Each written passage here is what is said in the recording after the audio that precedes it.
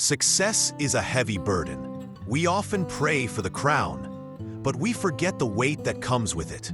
Have you ever wondered why your breakthrough seems delayed? It might not be that God is saying no, but rather that He is conducting a character audit. God loves you too much to give you a blessing that will eventually destroy you because you weren't strong enough to carry it.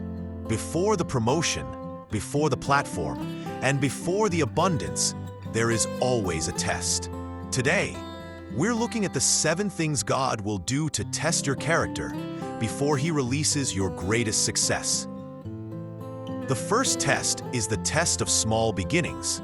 Before God gives you $1 million business, He looks at how you manage $100. Before He gives you a global platform, He watches how you serve in a small, empty room.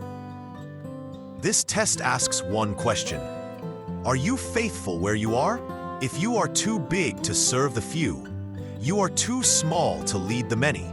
This stage is about proving that you value the work more than the applause. Next is the test of time. We live in an instant world, but God usually works in seasons.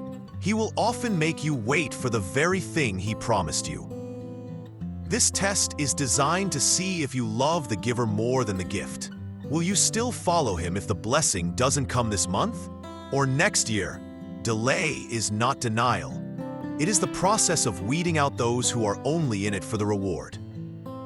Success attracts attention, and attention attracts critics.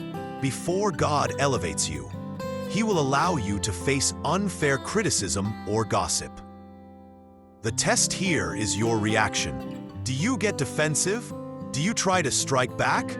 God is checking to see if your identity is rooted in Him or in the opinions of people.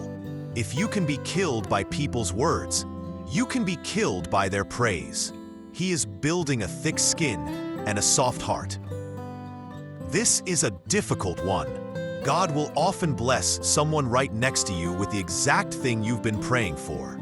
He will watch your reaction. Can you truly rejoice with those who rejoice?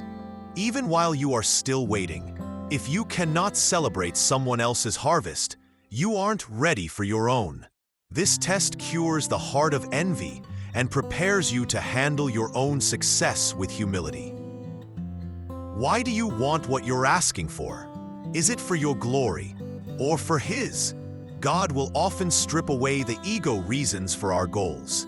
He wants to ensure that when the blessing comes, you won't use it to look down on others, but to lift them up. He tests your why before He gives you the what. Test number 6. The test of integrity in secret. God will give you an opportunity to take a shortcut, a way to get what you want by compromising your values where no one is looking. This is the Joseph test. Will you do the right thing when there are no cameras and no witnesses? Success requires a foundation of integrity. If you build your house on a lie, it will eventually collapse. God ensures your foundation is solid before He builds the upper floors. Test number 7. The test of the Isaac, the ultimate surrender. Finally, there is the test of surrender. God may ask you to lay down the very thing you love most, just as He asked Abraham to surrender Isaac. This isn't because He wants to take it away, but because He wants to make sure that the blessing hasn't become an idol. He wants to be first in your heart. Once you prove that you are willing to give it back to Him, He knows He can trust you to hold it.